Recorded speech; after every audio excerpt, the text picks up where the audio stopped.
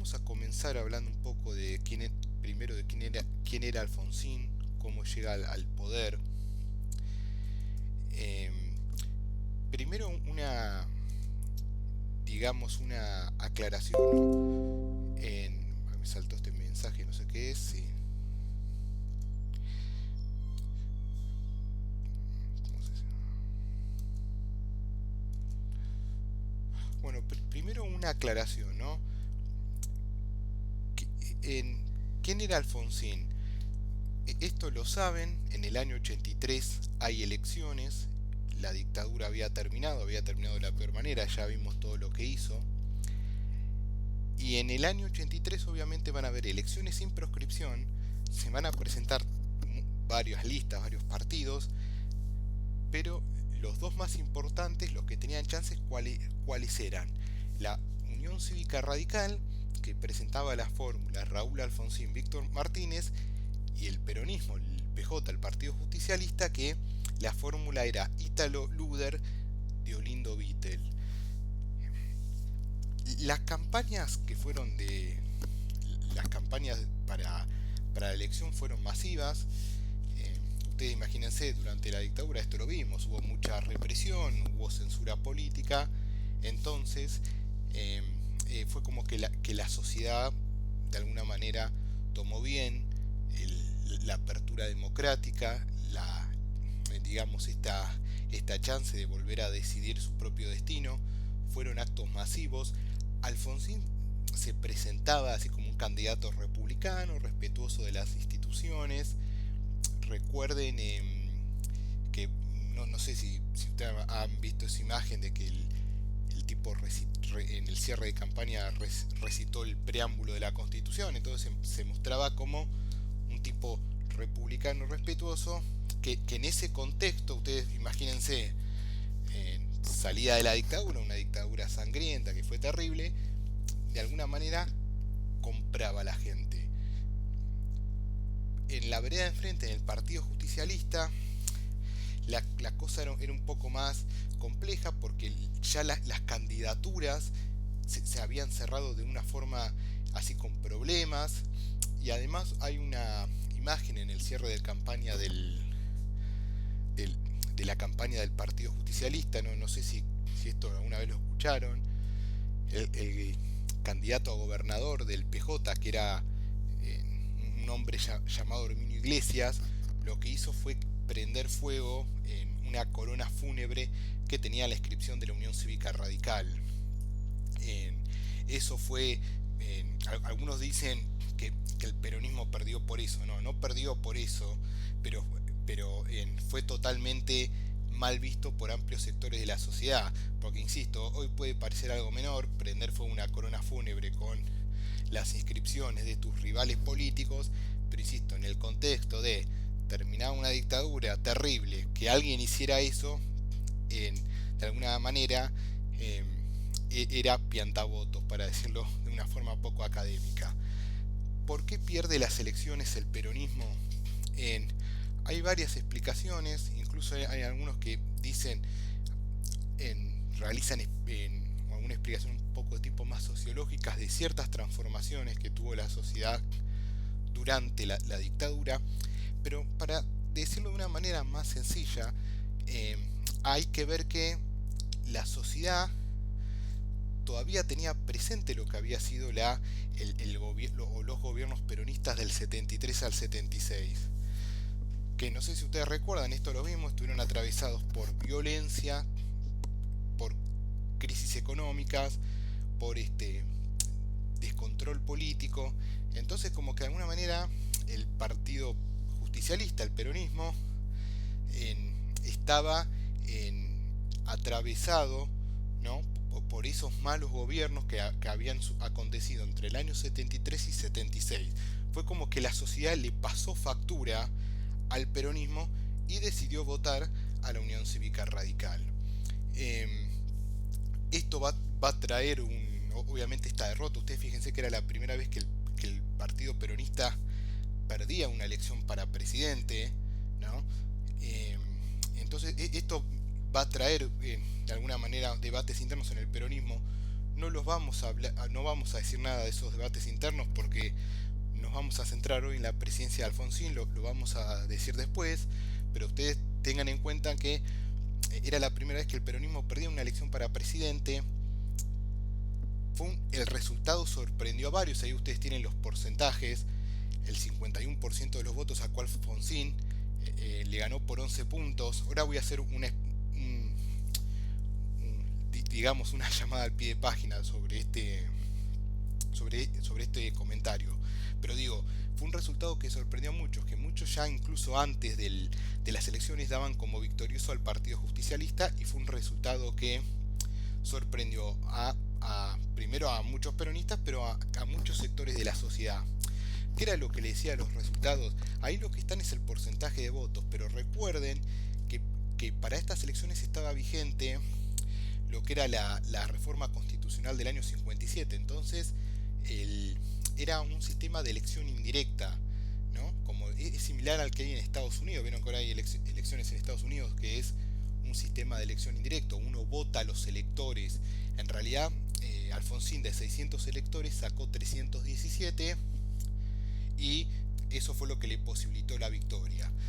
Pero eso no significa que el radicalismo tuviera todo servido en bandeja, porque bueno, ganan las elecciones presidenciales, van a controlar la mayoría de la Cámara de Diputados, pero en la Cámara de Senadores seguía controlando el peronismo, porque el peronismo hizo, a pesar de la derrota a nivel nacional, hizo buenas elecciones en provincias, y en esa época no es como ahora que los senadores también se elegían por voto directo. Los senadores eran elegidos por las legislaturas provinciales.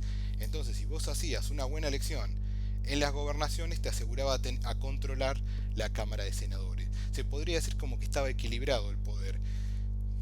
El radicalismo tenía la Cámara de Diputados, la Cámara de Senadores había mayor preeminencia del peronismo.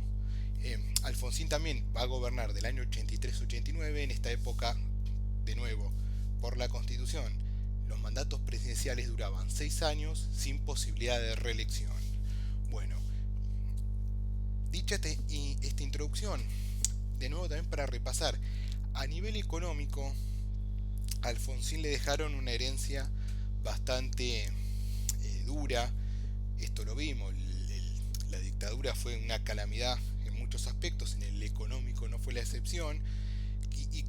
¿Cómo era la economía argentina que había dejado el proceso? Bueno, esto lo vimos, la deuda externa había crecido exponencialmente. De esto hablamos cuando vimos el programa económico de la dictadura. Para que tengan un dato, en el año 75, antes de la dictadura militar, la deuda externa argentina eran 7.000 millones de dólares. Cuando terminó el proceso, la deuda externa ascendía a 45.000 millones de dólares. O sea, había crecido de una manera descomunal. Esto también lo vimos, que algo que había hecho la dictadura fue de alguna manera en fomentar la especulación financiera. Esto continuaba, todo esto, debilitamiento del aparato industrial. Esto también lo hablamos, que la dictadura quería atacar de base todo lo que era el complejo industrial argentino. Entonces la industria argentina estaba muy debilitada. Desocupación había en la Argentina a raíz de esto, del debilitamiento del aparato industrial. Ya inflación había empezado a ver los últimos años del proceso. En Argentina ya venía con inflación, retraso salarial, o sea, los salarios no iban acorde a la inflación, entonces el poder adquisitivo de la gente se había perdido, y había un contexto muy desfavorable para Latinoamérica. Esto después lo vamos a hablar en nuestro próximo encuentro, pero para que tengan una idea, la década del 80, no solo para Argentina, sino para gran parte de Latinoamérica, se la conoce como una década perdida, porque ningún país creció.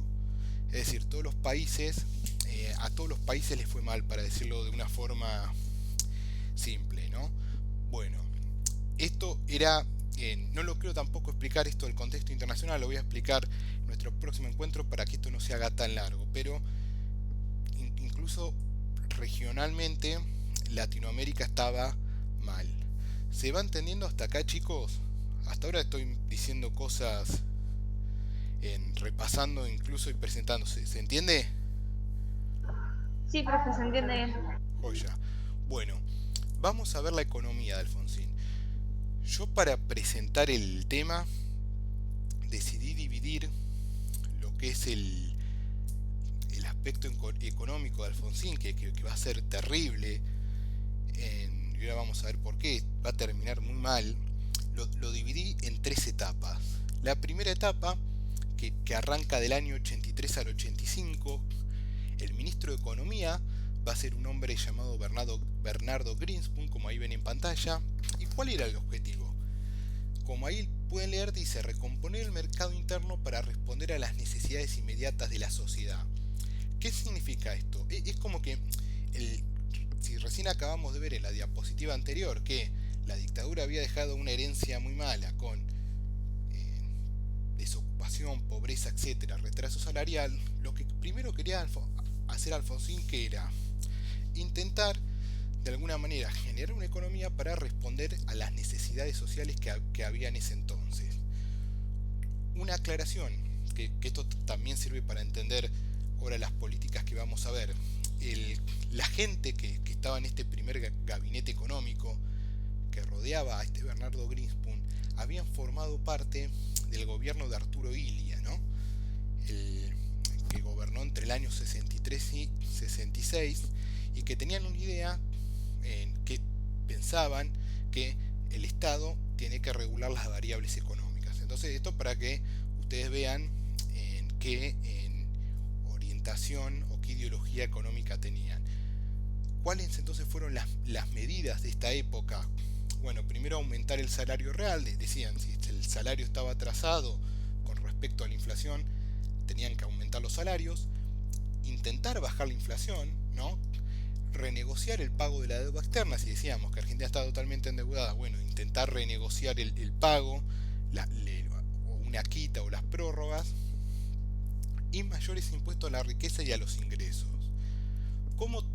Bueno, y ahí también, que me olvidaba, se implementó lo que fue el Plan Alimentario Nacional, que se conocían como cajas PAN por las siglas de Plan Alimentario Nacional, que eran básicamente a los sectores populares que vivían con lo justo, llevarle cajas de comida, ¿no? Para intentar justamente responder a las necesidades sociales que había. ¿Cómo terminó esto? Bueno, la especulación financiera continuó, la inflación no se pudo combatir. Ustedes fíjense lo que dice ahí en pantalla, que en el año 84 la inflación anual era de un 625%, una barbaridad, y se siguió perdiendo el poder adquisitivo, porque si los salarios aumentaron, pero la inflación se había disparado, ustedes se podrán dar cuenta que es un poco lo que pasa ahora. Si las cosas suben y los salarios no suben acorde a eso, obviamente el salario real cae. ¿Por qué pasa esto? Ahora lo vamos a explicar al final, o yo voy a intentar ensayar una respuesta. Pero bueno, como ven, esta primera etapa terminó mal y va a ser que en el año 85 el ministro de Economía, Greenspoon, renuncie. Pasamos a la segunda etapa, que se conoce como Plan Austral, que va a ir del año 85 al 88. Va a haber otro ministro de Economía, que se llamaba Juan Vital Zurruil. ¿Y cuál era el objetivo? Ya el problema del gobierno de Alfonsín era la inflación. Entonces, lo que va a plantear este nuevo equipo económico era que primero había que atacar lo que se conoce como inflación inercial. ¿Qué era eso? ¿O qué era lo que llamaban inflación inercial? Esa inflación que era generada por los agentes económicos, es decir, tanto por los empresarios que aumentaban los precios como los trabajadores que pedían aumento de salario. Lo que decían era, hay que atacar esta inflación inercial, es decir, impedir que los empresarios aumenten y que los trabajadores ganen mucho, es decir, no aumentarle el sueldo a los trabajadores, para después sí atacar los problemas estructurales de la inflación. Eh, no sé si se entendió, va de nuevo, es decir, intentar que los agentes económicos, los empresarios no aumenten y los trabajadores no pidan tantos aumentos de sueldo. Así de alguna manera, en teoría, esa inflación inercial iba a desaparecer y después iba a poder atacar las causas estructurales. Entonces, ¿cuáles fueron las medidas? Congelamiento de precios, salarios y tarifas de servicio público, es decir, les van a decir a los empresarios, ustedes no pueden aumentar los precios, a los trabajadores les van a decir, les vamos a congelar los salarios y van a congelar también las tarifas de los servicios públicos. Intentar congelar los precios para que no suban, se podría decir. Van a intentar hacer paralizar lo que eran inversiones y el gasto estatal, es decir, un ajuste, para decirlo de una forma sencilla, y van a crear una nueva moneda que es el austral, ¿no? La moneda que había era el peso argentino, pero con tanta inflación era como que había perdido el poder adquisitivo, entonces se creó una nueva moneda, que un austral equivalía a 1.000 pesos argentinos. Bueno, ¿cómo terminó esto? Al principio tuvo un cierto éxito este plan, lograron controlar la inflación, pero después se fue todo al demonio, la inflación se volvió a acelerar y obviamente empezó a aumentar el descontento social con el gobierno de Alfonsín, porque si la inflación aumentaba y la economía no arrancaba, era obvio que iban a seguir habiendo protestas sociales. ¿Me van siguiendo hasta acá, chicos? Sí, profe, re bien hasta ahora. Joya. Bueno, y por último es la tercera etapa del, del plan económico de Alfonsín, que se conoció como Plan Primavera, que va a ser el último bienio, ¿no? El año 88 y 89. El ministro va a ser el mismo, va a ser Surruil, y ya justamente acá era lo que les decía, como que se acordaron, yo creo, tarde de atacar el problema de fondo que tenía la Argentina. Obviamente, de nuevo, el objetivo era disminuir la inflación e intentar hacer una reforma del Estado para hacerla más sustentable económicamente. ¿Qué significa esto? Lo que pasaba con Argentina, y es algo que también pasaba con muchos países latinoamericanos, es que tenían un Estado demasiado grande que no era sustentable económicamente. Entonces, ¿qué era lo que terminaban haciendo los gobiernos? Que es un poco lo que pasa ahora. Se ponían a imprimir papel moneda, es decir, el déficit estatal, el gasto estatal, ¿cómo lo financiaban? Imprimiendo papel moneda. Y a la larga eso terminaba derivando en inflación. Acá en realidad como que se acordaron tarde,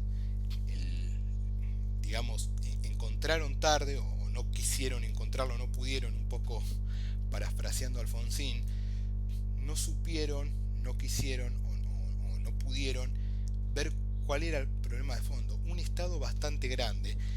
Entonces, ¿cuáles fueron las medidas que se intentó en esta última etapa? Acuerdo de precios, que era algo que lo habían intentado ya en la segunda etapa, ¿no?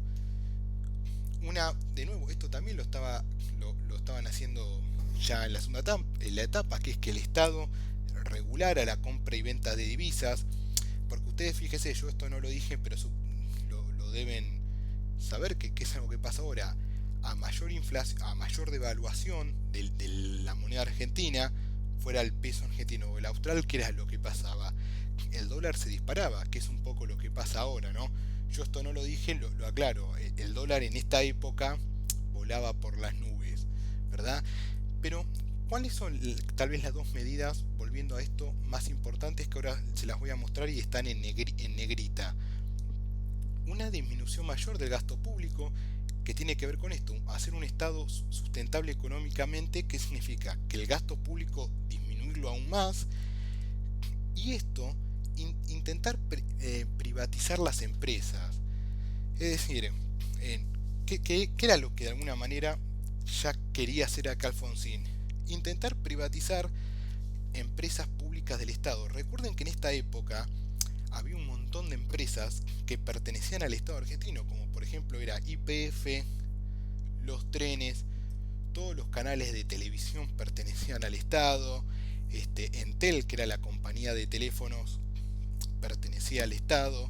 Es decir, el Estado, bueno, Aerolíneas Argentinas, creo las empresas de electricidad, etcétera, etcétera, pertenecían todas al Estado argentino. Y era esto lo que le estaba diciendo, era un Estado muy grande que no era sustentable económicamente. ¿Por qué recalco esto? Porque algo que incluso hoy se critica mucho, que es lo que después va a hacer Menem cuando llega al poder, es privatizar esas empresas, ¿no? En realidad se terminan privatizando un poco. En algunas capaz no era necesario hacerlo, pero en otras sí. Porque era inviable ese tamaño que tenía el Estado argentino. Entonces, hoy que se critica un poco lo que hizo Menem, era algo que acá Alfonsín ya había querido, perdón que me fui de pantalla, que ya Alfonsín de alguna manera había querido hacer. ¿Por qué no pudo hacerlo Alfonsín? Esto ya es por el contexto político. Primero ya la imagen de Alfonsín, con toda la economía y la hiperinflación disparada, se había venido por el piso. Recuerden que también venía muy debilitado por todo lo que había sido el tema de los levantamientos caras pintadas. Y además el peronismo, acá esto tiene que ver con el oportunismo político, el peronismo acá se opuso, no le permitió a Alfonsín hacer esto, privatizar las empresas. Uno podrá decir, sí, después, 2 años después, el peronismo en el poder privatizó todo. Bueno, esto sí tiene que ver un poco con lo que es lo que yo le decía, el oportunismo político, que ciertos... ¿qué es lo que hace todo espacio político? En la oposición dicen una cosa, una vez que llegan al poder hacen otra. Que esto en realidad no es capital de nadie. Pero insisto, está bueno esto para entender, porque después siempre se critican las privatizaciones de los 90. No había otra forma de solucionar el inconveniente que había en esa época en la Argentina, que es un poco el inconveniente que tenemos hoy, un Estado bastante grande que es insustentable. ¿Cómo va a terminar esta tercera etapa que en realidad coincide con el fin del gobierno de Alfonsín? Bueno, ya no va a haber inflación, sino lo que va a estallar entre el año 89 y va a llegar hasta los primeros meses de 1990, ya ahí con Menem en el poder, que fue la hiperinflación. Ustedes fíjense, en el año 89 llegó a ser del 3000%. Yo no sé si ustedes tienen padres que les han contado o abuelos que esa época fue terrible. Ustedes iban al almacén a la mañana y las cosas valían X precio, iban a la tarde y ya habían aumentado. Incluso hay casos de que vos capaz estabas en el súper comprando, cargando el changuito con las góndolas, ibas a la caja y ya habían aumentado eso. O sea, era un descalabro total de precio. Los sueldos se pagaban semanalmente y vos tenías que justamente con esa plata que te pagaban ir y gastarla, porque capaz si esperabas al otro día, esa plata ya no valía nada. O sea, era un descalabro total, que justamente lo que genera la hiperinflación es una subida de precios total, como yo les digo, subían durante el día, capaz a cada hora, y lo que hace es que el papel moneda, o sea, la moneda valga menos, ¿verdad? Bueno, hiperinflación terrible. Esto se va a traducir en el año 89 en saqueos.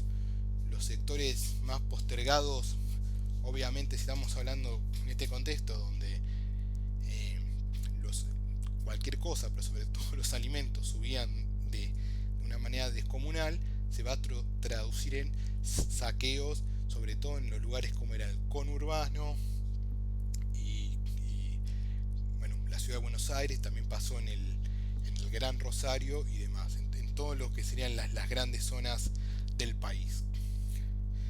¿Qué va a pasar en el año 89? Bueno, ustedes se podrán imaginar que en este contexto el radicalismo, todo lo que era la imagen del radicalismo estaba por el piso y va a terminar perdiendo las elecciones.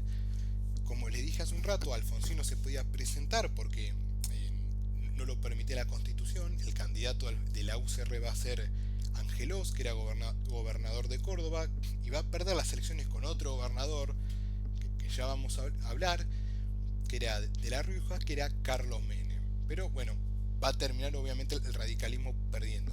Y esto también un poco como terminó la experiencia alfonsinista, que casi con 44% de pobres, ¿no?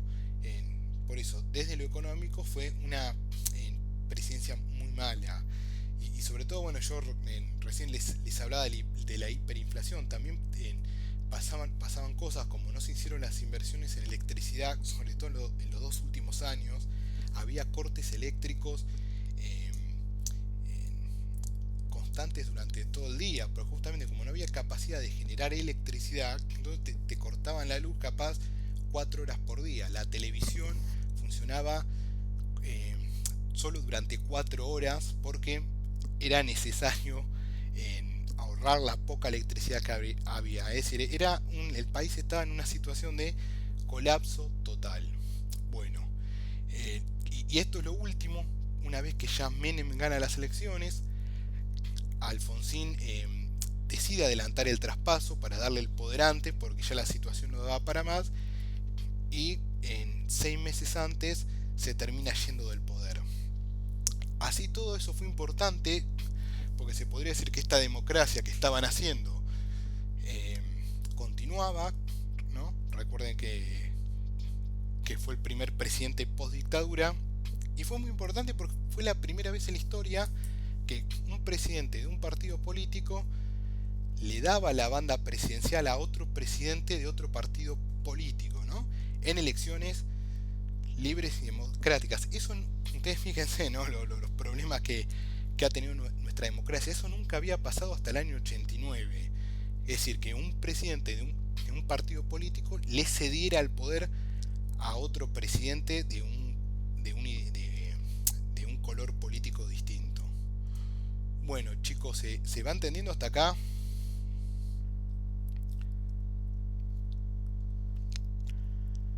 Sí, profe, se entiende bien. Joya.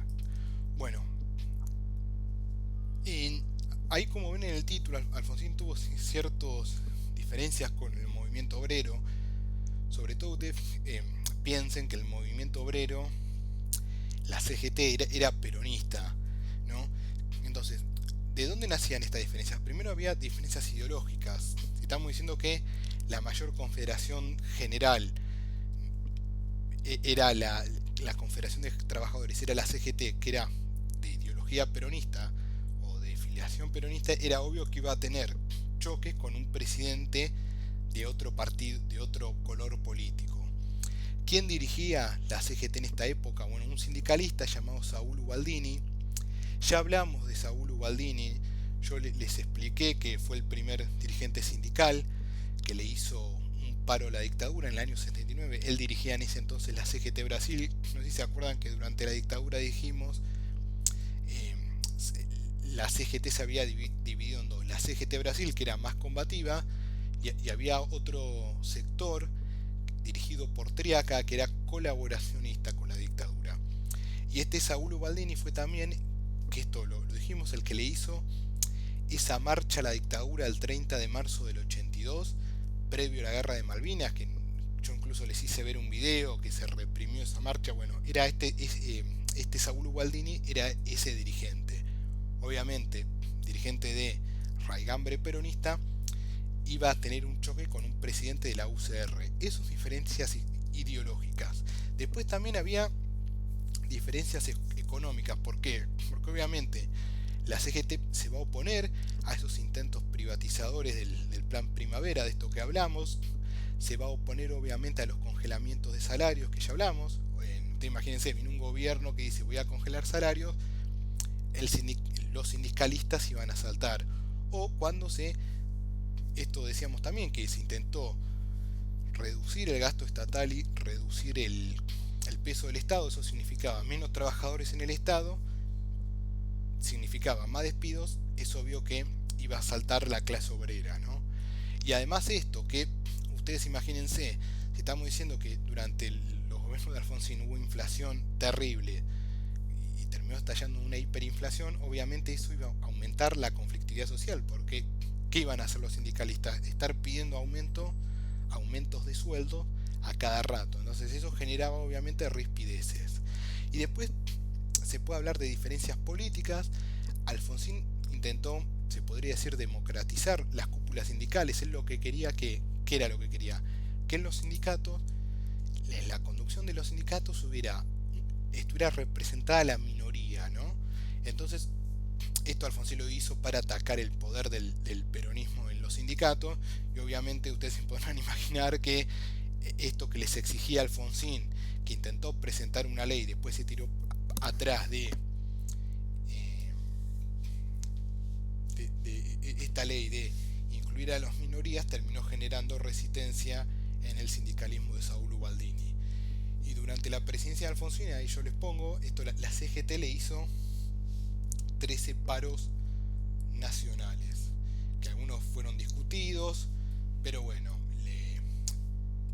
lo que demuestra este número, ustedes fíjense, fueron casi 2 paros por año nacionales, demuestra que la relación era muy tensa entre Alfonsín y Saúl Ubaldini. Y por último, ya para ir terminando, yo acá les pongo de Alfonsín y los derechos femeninos. En realidad no es que lo que yo les voy a decir a continuación fueron tantas iniciativas de Alfonsín, algunas sí, pero ustedes piensen esto. Nosotros esto también lo vimos, hicimos una clase. Si algo había caracterizado la dictadura, que fue una censura total. No sé si se acuerdan que dijimos que la dictadura ejerció una censura porque pensaba que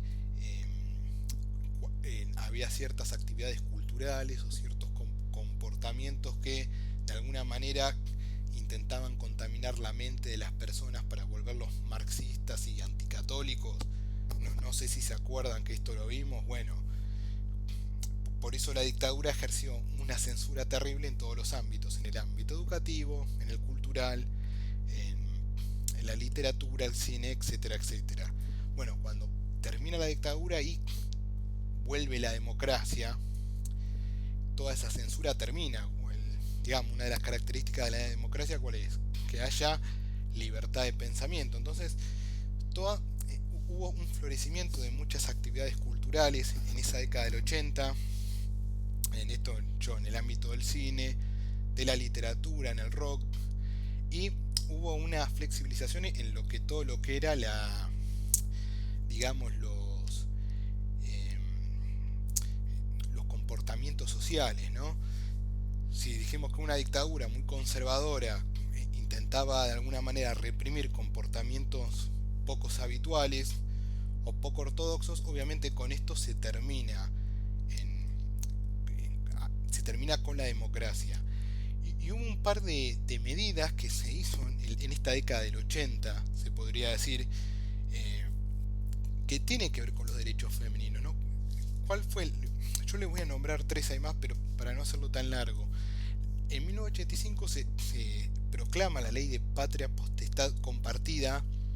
¿Qué significa esto? Ante la patria potestad, que es el derecho que tienen los padres sobre los hijos, tenía mayor preeminencia el padre que la madre. Bueno, ahora o a partir de 1985, es compartida, es decir, los dos progenitores tienen los mismos derechos sobre los hijos, ¿no? Antes como que siempre había tenido una mayor preponderancia al padre. Ya el nombre patria potestad, en realidad el nombre viene del antiguo imperio romano, ¿no? Nuestro derecho está inspirado en el derecho romano, por eso si ustedes estudian derecho hay una materia que se llama derecho romano. El nombre viene de ahí. Patria hace referencia a padre, pero bueno, eso fue la ley de patria potestad compartida. Después, en el año 86 se produce el primer encuentro nacional de mujeres, que es un encuentro nacional que se produce todos los años. El año pasado se produjo acá en La Plata, que se va rotando la localidad donde se hacen estos encuentros. Se hacen en diferentes puntos del país, cada año en una ciudad distinta, donde hay van mujeres, colectivos feministas y debaten temas que obviamente tienen que ver con la problemática del feminismo y del género femenino. En 1986 es el primer encuentro que se hace. Y por último, que también fue bastante contracultural en esa época, se declara la ley de divorcio vincular en el año 87. Hoy, que es algo tan común los divorcios, antes del año 87 no existía el divorcio vincular, o sea que en esta época era un varón y una mujer que se casaran, se pudieran divorciar. Lo había intentado Perón en el año 54, cuando él rompe con la iglesia, legaliza el divorcio, pero en el año 55, cuando lo derrocan a Perón, se vuelve atrás. Bueno, en el año 87 se legaliza el divorcio. Y esto también tiene que ver con, no solo con los derechos femeninos, pero digo, era algo bastante de vanguardia, legalizar el divorcio, que dos personas que estaban casadas quisieran romper el vínculo y cada uno ir por su cuenta. Hubo oposición en esa época de sectores conservadores, eh, pero se terminó legalizando y bueno, es algo que existe hasta que existe en la actualidad, incluso eh, que es más visible. Creo que todas estas leyes, tanto la del divorcio como la de la patria potestad, con el nuevo Código Civil sufrieron modificaciones. Yo la verdad no sé cuáles son las modificaciones de fondo, no quiero hablar de lo que no sé, pero eh, eran cosas que antes no existían y esta en realidad apertura democrática que va a haber en los 80 las va a permitir. Bueno, ¿se entendió todo, chicos? Sí, profe. ¿Sí? Bueno, con esto ya estaríamos terminando. Les voy a mandar la actividad, la clase que viene. El, y en nuestro próximo encuentro vamos a empezar a ver lo que fue el gobierno de Menem, ¿no? Así que bueno, si no tienen ninguna duda más, estaríamos ya terminando. ¿Ok? A ver.